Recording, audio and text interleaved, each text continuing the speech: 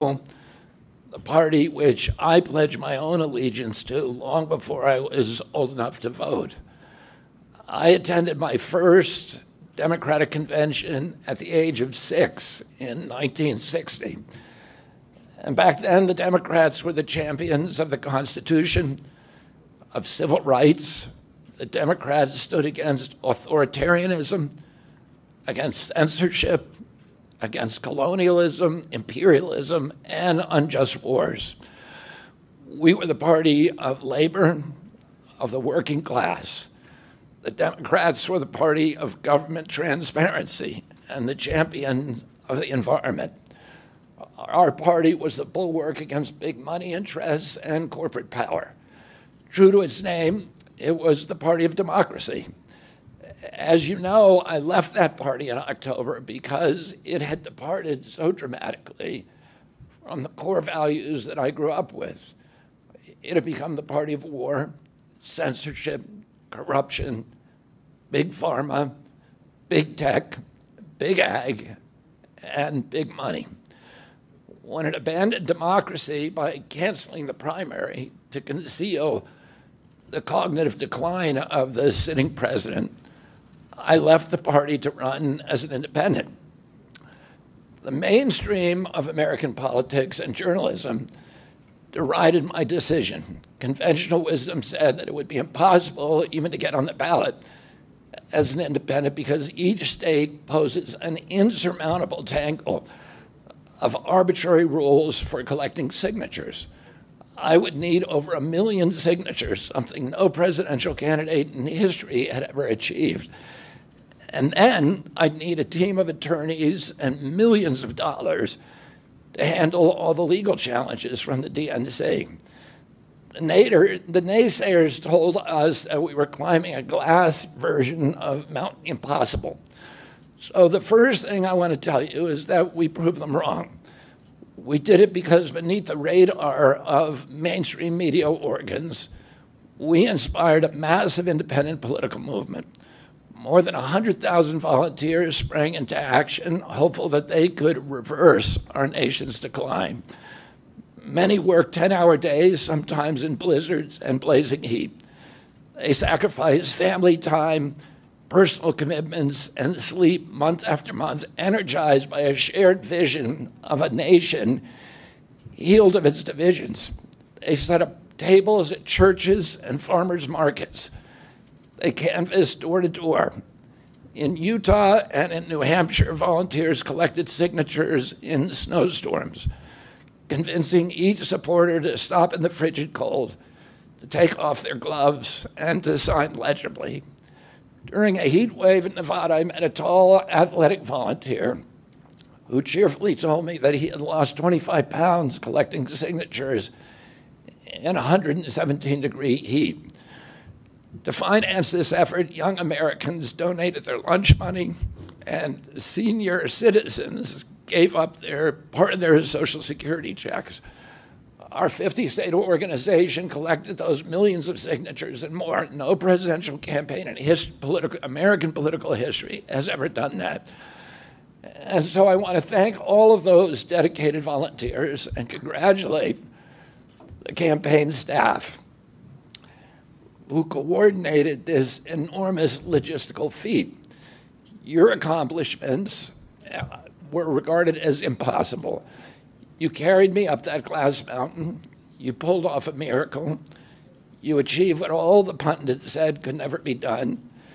You have my deepest gratitude, and I'm never going to forget that, not just for what you did for my campaign, but for the sacrifices you made because you love our country.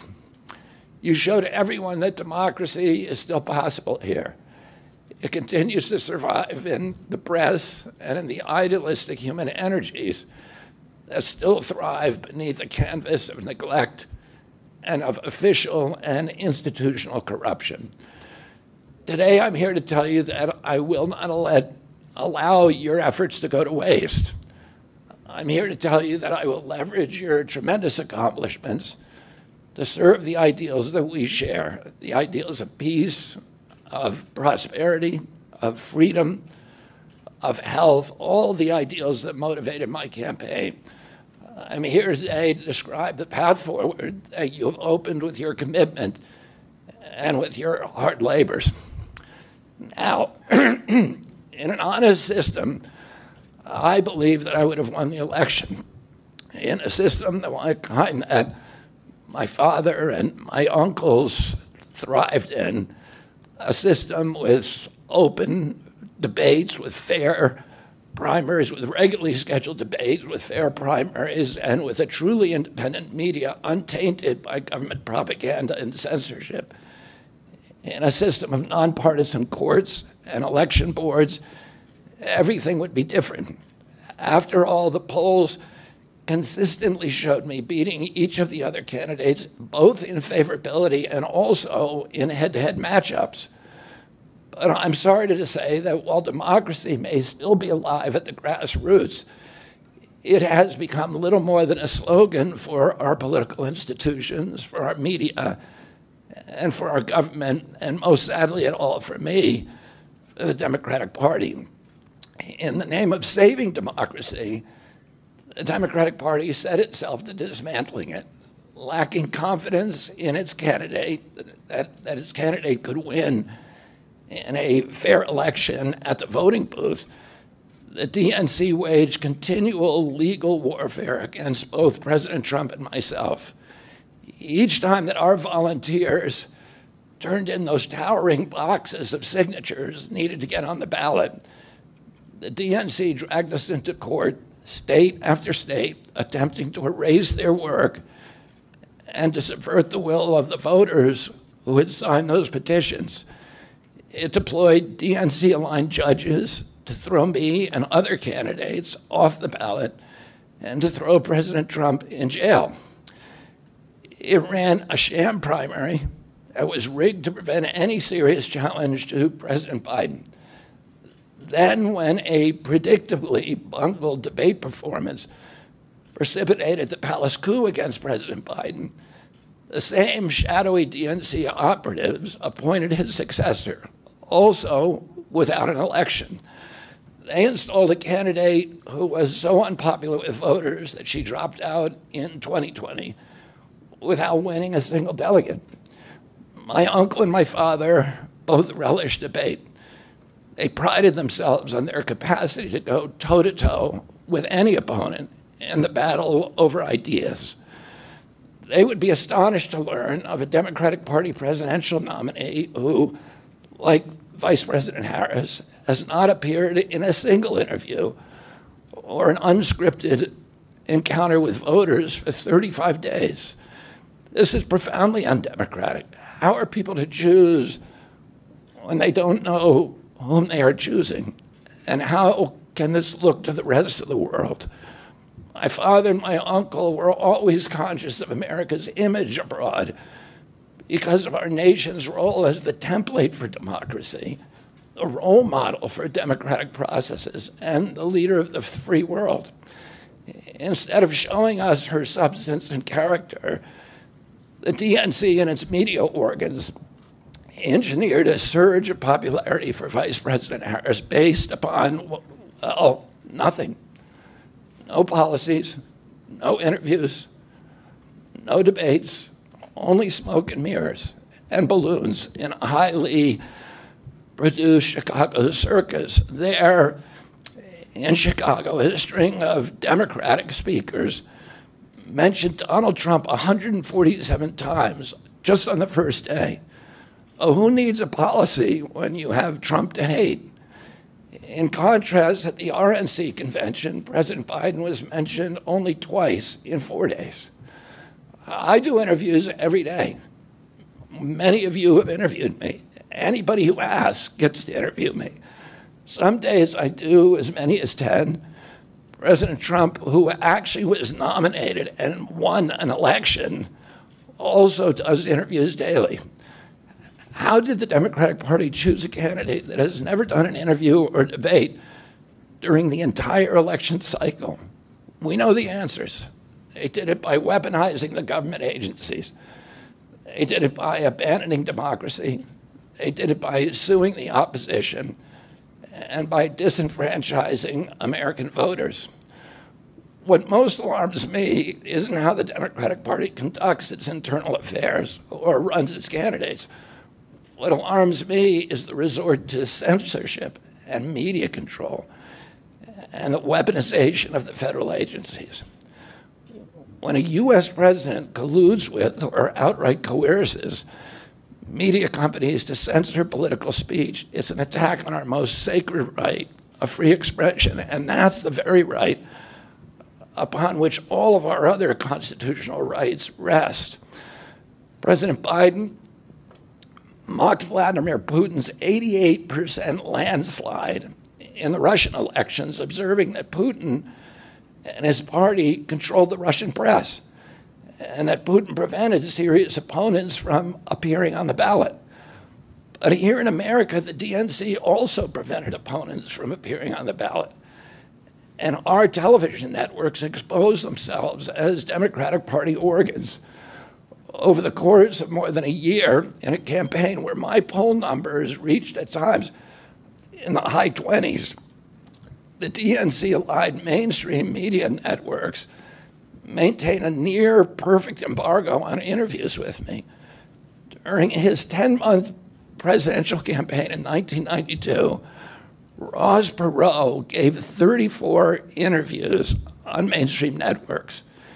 In contrast, during the 16 months since I declared, ABC, NBC, CBS, MSNBC, and CNN combined gave only 2 live interviews from me. Those networks instead ran a continuous deluge of hit pieces with inaccurate, often vile, pejoratives and defamatory smears. Some of those same networks and colluded with the DNC to keep me off the debate stage.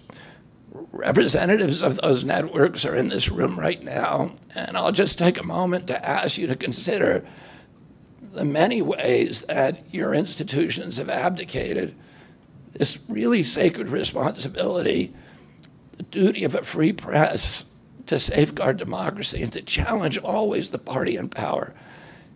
Instead of maintaining that posture of fierce skepticism toward authority, your institutions have made themselves government mouthpieces and stenographers for the organs of power. You didn't alone cause the devolution of American democracy, but you could have prevented it. The Democratic Party's censorship of social media was even more of a naked exercise of executive power. This week, a federal judge, Terry Doty, upheld my injunction against President Biden, calling the White House's censorship project, quote, the most egregious violation of the First Amendment in the history of the United States of America. Doty's previous 155-page decision details how just 37 hours after he took the oath of office, swearing to uphold the Constitution, President Biden and his White House opened up a portal and then invited the CIA, the FBI, CISA, which is a censorship agency, it's the center of the censorship industrial complex, DHS, the IRS, and other agencies to censor me and other political dissidents on social media. Even today, users who try to post my campaign videos to Facebook or YouTube get messages that this content violates community standards. 2 days after Judge Doty rendered his decision this week, Facebook was still attaching warning labels to an online petition calling on ABC to include me in the upcoming debate. They said that violates community standards, their community standards. The mainstream media was once the guardian of the First Amendment and democratic principles, and it's joined this systemic attack on democracy. It also, the media justifies their censorship on the grounds of combating misinformation, but governments and oppressors don't censor lies. They don't fear lies. They fear the truth, and that's what they censor. And I don't want any of this to sound like a personal complaint, because it's not. For me, it's all part of a journey, and it's a journey that I signed up with. But I need to make these observations because I think they're critical for us doing the thing that we need to do as citizens in a democracy to assess where we are in this country and what our democracy still looks like, and the assumptions about U.S. leadership around the globe. And are we living up, are we really still a role model for democracy in this country? Or have we made it, a kind of a joke? And here's the good news. While mainstream outlets denied me a critical platform, they didn't shut down my ideas, which have especially flourished among young voters and independent voters, thanks to the alternative media. Many months ago, I promised the American people that I would withdraw from the race if I became a spoiler. A spoiler is someone who will alter the outcome of the election but has no chance of winning. In my heart, I no longer believe that I have a realistic path to electoral victory in the face of this relentless systematic censorship and media control. So I cannot in good conscience ask my staff and volunteers to keep working their long hours or ask my donors to keep giving when I cannot honestly tell them that I have a real path to the White House. Furthermore, our polling consistently showed that by staying on the ballot in the battleground states, I would likely hand the election over to the Democrats with whom I disagree on the most existential issues: censorship, war, and chronic disease. I want everyone to know that I am not terminating my campaign. I am simply suspending it and not ending it. My name will remain on the ballot in most states. If you live in a blue state, you can vote for me without harming or helping President Trump or Vice President Harris. In red states, the same will apply. I encourage you to vote for me. And if enough of you do vote for me, and neither of the major party candidates win 270 votes, which is quite possible, in fact, today our polling shows them tying at 269 to 269, and I could conceivably still end up in the White House in a contingent election. But in about 10 battleground states where my presence would be a spoiler, I'm going to remove my name, and I've already started that process and urge voters not to vote for me. It's with a sense of victory and not defeat that I'm suspending my campaign activities. Not only did we do the impossible by collecting 1 million signatures, we changed the national political conversation forever. Chronic disease, free speech, government corruption, breaking our addiction to war have moved to the center of politics. I can say to all who have worked so hard in the last year and a half, thank you for a job well done. 3 great causes drove me to enter this race in the first place, primarily. And these are the principal causes that persuaded me to leave the Democratic Party and run as an independent. And now to throw my support to President Trump. The causes were free speech, the war in Ukraine, and the war on our children. I've already described some of my personal experiences and struggles with the government's censorship industrial complex. I want to say a word about the Ukraine war. The military-industrial complex has provided us with a familiar comic book justification, like they do on every war, that this one is a noble effort to stop a supervillain, Vladimir Putin, from invading the Ukraine and then to thwart his Hitler-like march across Europe. In fact, tiny Ukraine is a proxy in a geopolitical struggle initiated by the ambitions of the U.S. neocons for American global hegemony. I'm not excusing Putin for invading Ukraine. He had other options. But the war is Russia's predictable response to the reckless neocon project of extending NATO to encircle Russia, a hostile act. The credulous media rarely explained to Americans that we unilaterally walked away from 2 intermediate nuclear weapons treaties with Russia and then put nuclear-ready Aegis missile systems in Romania and Poland. This is a hostile act. And that the Biden White House repeatedly spurned Russia's offer to settle this war peacefully. The Ukraine war began in 2014 when U.S. agencies overthrew the democratically elected government of Ukraine and installed a hand-picked pro-Western government that launched a deadly civil war against ethnic Russians in Ukraine. In 2019, America walked away from a peace treaty, the Minsk Agreement, that had been negotiated between Russia and Ukraine by European nations. And then in April of 2022, we wanted the war.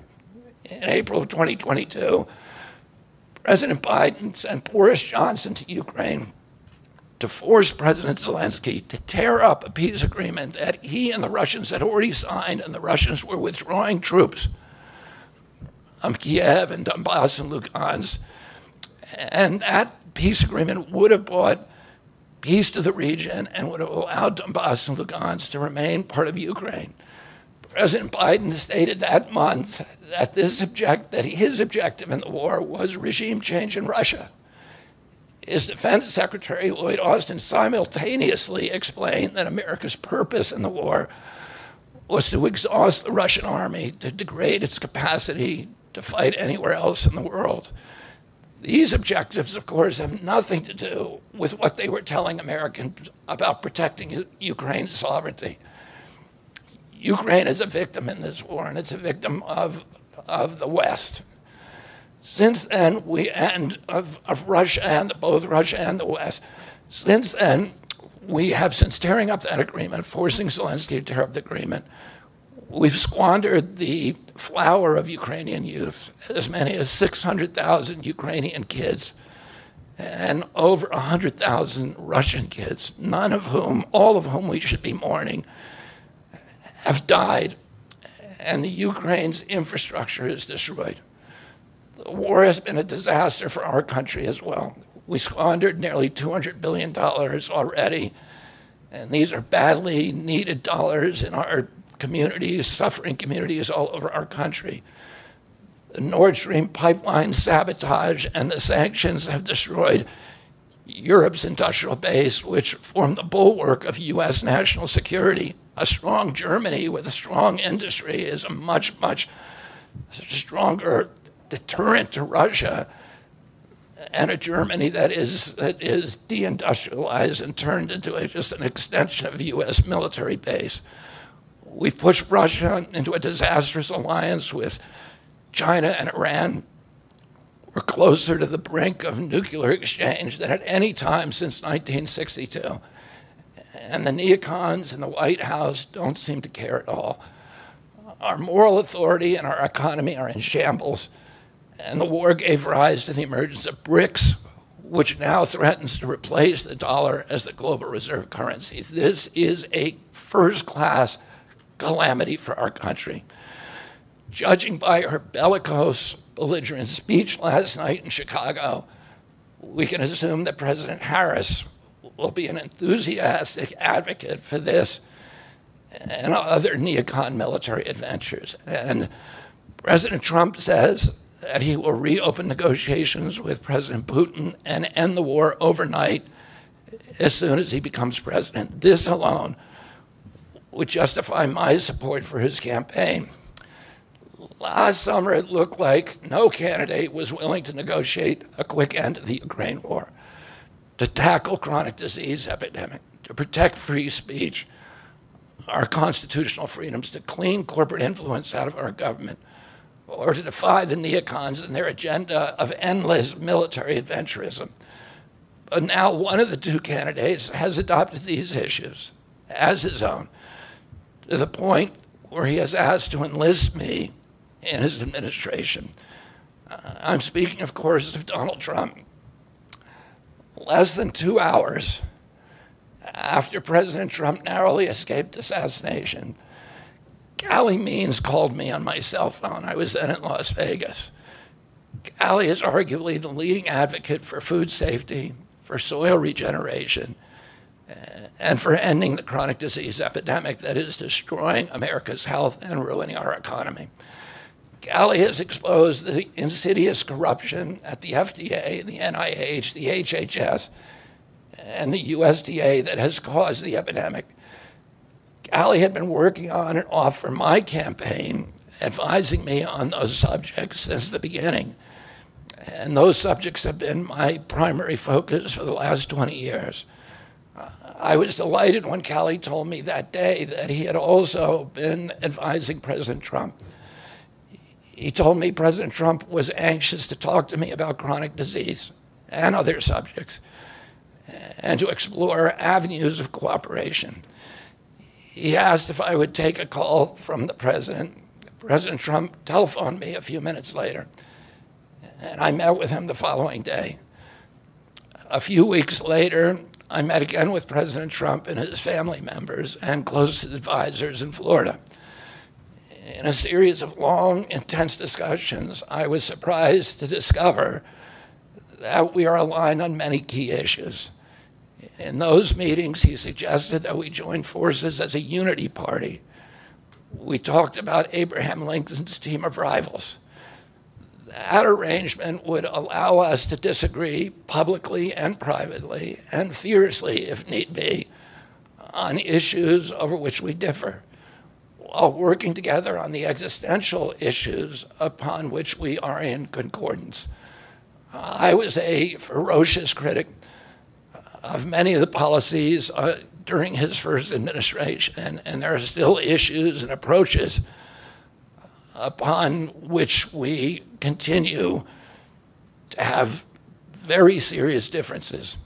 But we are aligned with each other on other key issues, like ending the forever wars, ending the childhood disease epidemics, securing the border, protecting freedom of speech, unraveling the corporate capture of our regulatory agencies, getting the U.S. intelligence agencies out of the business of propagandizing and censoring and surveilling Americans and interfering with our elections. Following my first discussion with President Trump, I tried unsuccessfully to open similar discussions with Vice President Harris. Vice President Harris declined to meet or even to speak with me. Suspending my candidacy is a heart-rending decision for me, but I'm convinced that it's the best hope for ending the Ukraine war and ending the chronic disease epidemic that is eroding our nation's vitality from the inside, and for finally protecting free speech. I feel a moral obligation to use this opportunity to save millions of American children above all things. In case some of you don't realize how dire the condition is of our children's health and chronic disease in general, I would urge you to view Dr. Carlson's recent interview with Callie Means and his sister, Dr. Casey Means, who is the top graduate of her class at Stanford Medical School. This is an issue that affects all of us far more directly and urgently than any culture war issue and all the other issues that we obsess on and that are tearing apart our country. This is the most important issue. Therefore, it has the potential to bring us together. So let me share a little bit about why I believe it's so urgent. Today, 2/3, we spend more on healthcare than any country on earth, twice what they pay in Europe. And yet we have the worst health outcomes of any nation in the world. We're about 79th in health outcomes behind Costa Rica and Nicaragua and Mongolia and other countries. Nobody has a chronic disease burden like we have. And during the COVID epidemic, we had the highest body count of any country in the world. We had 16% of the COVID deaths, and we only have 4.2% of the world's population. And CDC says that's because we are the sickest people on earth. We have the highest chronic disease rate on earth. And the average American who died from COVID had 3.8 chronic diseases. So these were people who had immune system collapse, who had mitochondrial dysfunction. And no other country has anything like this. 2/3 of American adults and children suffer from chronic health issues. 50 years ago, that number was less than 1%. So we've gone from 1% to 66%. In America, 74% of Americans are now overweight or obese, and 50% of our children. 120 years ago, when somebody was obese, they were sent to the circus. There were case reports done about them. Obesity was almost unknown. In Japan, the childhood obesity rate is 3%, compared to 50% here. Half of Americans have prediabetes or type 2 diabetes. When my uncle was president and I was a boy, juvenile diabetes was effectively non-existent. A typical pediatrician would see one case of diabetes during his entire career, a 40 or 50-year career. Today, 1 out of every 3 kids who walks through his office door is diabetic or pre-diabetic, and the mitochondrial disorder that caused diabetes also causing Alzheimer's, which is now classified as diabetes, and it's costing this country more than our military budget every year. There's been an explosion of neurological illnesses that I never saw as a kid: ADD, ADHD, speech delay, language delay, Tourette's syndrome, narcolepsy, ASD, Asperger's, autism. In the year 2000, the autism rate was 1 in 1,500. Now autism rates in kids are 1 in 36, according to CDC nationally. Nobody's talking about this. 1 in every 22 kids in California has autism. And this is a crisis that 77% of our kids are too disabled to serve in the United States military. What is happening to our country? And why isn't this in the headlines every single day? There's nobody else in the world that is experiencing this. This is only happening in America. About 18%, and by the way, there has been no change in diagnosis, which the industry sometimes like to say. There has been no change in screening. This is a change in incidence. In my generation, 70-year-old men, the autism rates are about 1 in 10,000. In my kids' generation, 1 in 34. I'll repeat, in California, 1 in 22. Why are we letting this happen? Why are we allowing this to happen to our children? These are the most precious assets that we have in this country. How can we let this happen to them? About 18% of American teens now have fatty liver disease. That's like 1 out of every 5. That disease, when I was a kid, only affected late-stage alcoholics who were elderly. Cancer rates are skyrocketing in the young and the old. Young adult cancers are up 79%. 1 in 4 American women is on antidepressant medication. 40% of teens have a mental health diagnosis. And 15% of high schoolers are on Adderall, and 500,000 children on SSRIs. So what's causing this suffering? I'll name 2 culprits. First, and the worst, is ultra-processed food. About 70% of American children's diet is ultra-processed. That means industrial manufactured in a factory. These foods consist primarily of processed sugar, ultra-processed grains, and seed oils. Laboratory scientists many of them formerly worked for the cigarette industry, which purchased all the big food companies in the 1970s and 80s, deployed thousands of scientists to figure out chemicals, new chemicals, to make the food more addictive. And these ingredients didn't exist 100 years ago. Humans aren't biologically adapted to eat them. Hundreds of these chemicals are now banned in Europe, but ubiquitous in American processed foods. The second culprit is toxic chemicals in our food, in our medicine, in our environment. Pesticides, food additives, pharmaceutical drugs, and toxic waste permeate every cell of our bodies. The assault on our children's cells and hormones is unrelenting. To name just one problem, many of these chemicals increase estrogen because young children are ingesting so many of these hormone disruptors.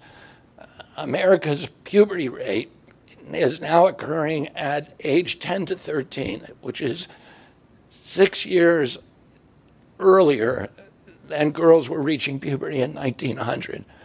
Our country has the earliest puberty rates of any continent on the earth. And no, this isn't because of better nutrition. This is not normal. Breast cancer is also estrogen-driven, and it now strikes 1 in 8 women. We are mass poisoning all of our children and our adults.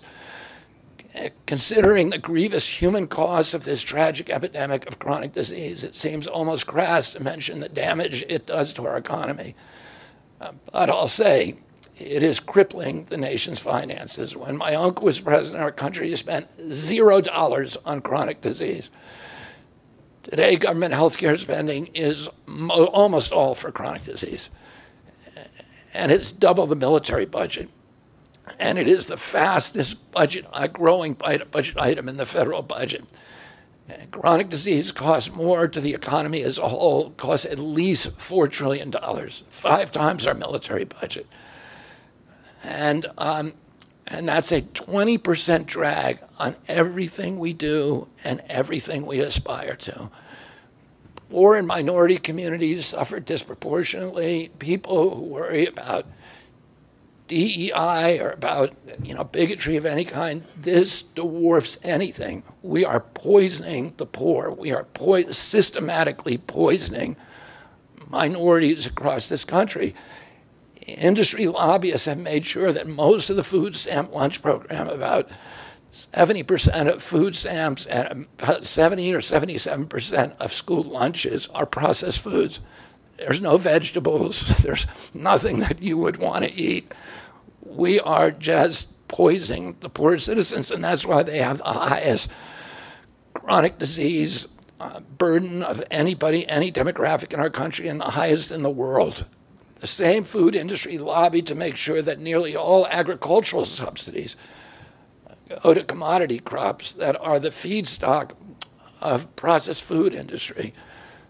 These policies are destroying small farms, and they're destroying our soils. We give about, I think, 8 times as much in subsidies to tobacco than we do to fruits and vegetables. It makes no sense. If we want a healthy country, the good news is that we can change all this. We can change it very, very quickly. America can get healthy again. To do that, we need to do 3 things. First, we need to root out the corruption in our health agencies. Second, we need to change incentives in our healthcare system. And third, we need to inspire Americans to get healthy again.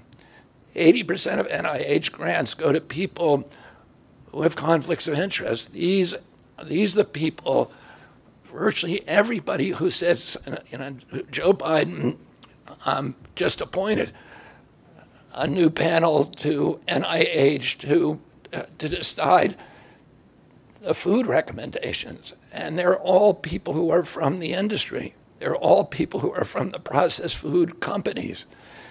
They're deciding what Americans, here is healthy. And the recommendations on the food pyramid, and what goes to our school lunch programs, what go to the program, the Swiss program, the food stamp programs. They are all corrupted and conflicted individuals. These agencies, the FDA, USDA, and CDC, all of them are controlled by giant for-profit corporations. 75% of the FDA's funding doesn't come from taxpayer, it comes from pharma. And pharma executives and consultants and lobbyists cycle in and out of these agencies. With President Trump's backing, I'm going to change that. We're going to staff these agencies with honest scientists and doctors who are free from industry funding. We're going to make sure the decisions of consumers, doctors, and patients are informed by unbiased science. A sick child is the best thing for the pharmaceutical industry. When American children or adults get sick with a chronic condition, they're put on medication for their entire life.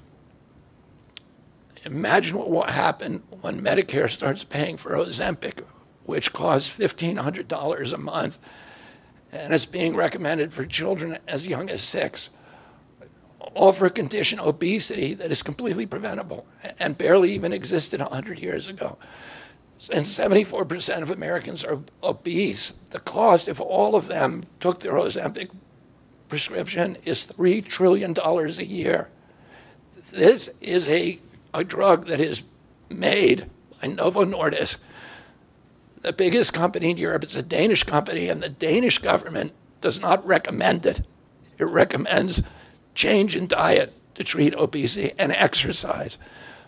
And in our country, the recommendation now is for Ozempic to children at age 6. Novo Nordisk, the biggest company in Europe, and virtually its entire value is based upon its projections of what it's going to sell, of the Ozempic it's going to sell to America. And we have the food lobbyists have a bill in front of Congress today that is backed by the White House, backed by Vice President Harris and President Biden, to allow this to happen. This $3 trillion cost that is going to bankrupt our country. For a fraction of that amount, we could buy organic food for every American family, 3 meals a day, and eliminate diabetes altogether. We're going to bring healthy food back to school lunches. We're going to stop subsidizing the worst foods with our agricultural subsidies. We're going to get toxic chemicals out of our food. We're going to reform the entire food system. And for that, we need new leadership in Washington, because unfortunately, both the Democrats and the Republican parties are in cahoots with the big food producers, Big Pharma and Big Ag, which are among the DNC's major donors. Vice President Harris has expressed no interest in addressing this issue. 4 more years of Democratic rule will complete the consolidation of corporate and neocon power, and our children will be the ones who suffer most. I got involved with chronic disease 20 years ago, not because I chose to or wanted to. It was essentially thrust upon me. It was an issue that should have been central to the environmental movement. I was a central leader at that time, but it was widely ignored by all the institutions, including the NGOs, who should have been protecting our kids against toxins. It was an orphaned issue, and I had a weakness for orphans. I watched generations of children get sicker and sicker. I had 11 siblings, and I had 7 kids myself. I was conscious of what was happening in their classrooms and to their friends, and I watched these sick kids, these damaged kids. In that generation, almost all of them are damaged. And nobody in power seemed to care or to even notice. For 19 years, I prayed every morning that God would put me in a position to end this calamity. The chronic disease crisis was one of the primary reasons for my running for president, along with ending censorship in the Ukraine war. It's the reason I've made the heart-wrenching decision to suspend my campaign and to support President Trump. This decision is agonizing for me because of the difficulties it causes my wife and my children and my friends. But I have the certainty that this is what I've meant to do. And that certainty gives me internal peace, even in storms. If I'm given the chance to fix the chronic disease crisis and reform our food production, I promise that within 2 years, we will watch chronic disease burden lift dramatically. We will make Americans healthy again. Within 4 years, America will be a healthy country. We will be stronger, more resilient, more optimistic, and happier. I won't fail in doing this. Ultimately, the future, however it happens, is in God's hands. and in the hands of the American voters and those of President Trump. If President Trump is elected and honors his word, the vast burden of chronic disease that now demoralizes and bankrupts the country will disappear. This is a spiritual journey for me. I reached my decision through deep prayer, through hard-nosed logic, and I asked myself, what choices must I make to maximize my chances to save America's children and restore national health? I felt that if I refused this opportunity, I would not be able to look myself in the mirror, knowing that I could have saved lives of countless children and reversed this country's chronic disease epidemic. I'm 70 years old. I may have a decade to be effective. I can't imagine that President Harris would allow me or anyone to solve these dire problems. After 8 years of President Harris, any opportunity for me to fix the problem will be out of my reach forever. President Trump has told me that he wants this to be his legacy. I'm choosing to believe that this time he will follow through. His son, his biggest donors, his closest friends, and all support this objective. My joining the Trump campaign will be a difficult sacrifice for my wife and children, but worthwhile if there's even a small chance of saving these kids. Ultimately, the only thing that will save our country and our children is if we choose to love our kids more than we hate each other. That's why I launched my campaign to unify America. My dad and uncle made such an enduring mark on the character of our nation, not so much because of any particular policies that they promoted, but because they were able to inspire profound love for our country and to fortify our sense of ourselves as a national community held together by ideals. They were able to put their love into the intentions and hearts of ordinary Americans and to unify a national populist movement of Americans, blacks and whites, Hispanics, urban and rural Americans. They inspired affection and love and high hopes and a culture of kindness that continue to radiate among Americans from their memory. That's the spirit on which I ran my campaign and that I intend to bring into the campaign of President Trump. Instead of vitriol and polarization, I will appeal to the values that unite us, the goals that we could achieve if only we weren't at each other's throats. The most unifying theme for all Americans is that we all love our children. If we all unite around that issue now, we can finally give them the protection, the health, and the future that they deserve. Thank you all very much.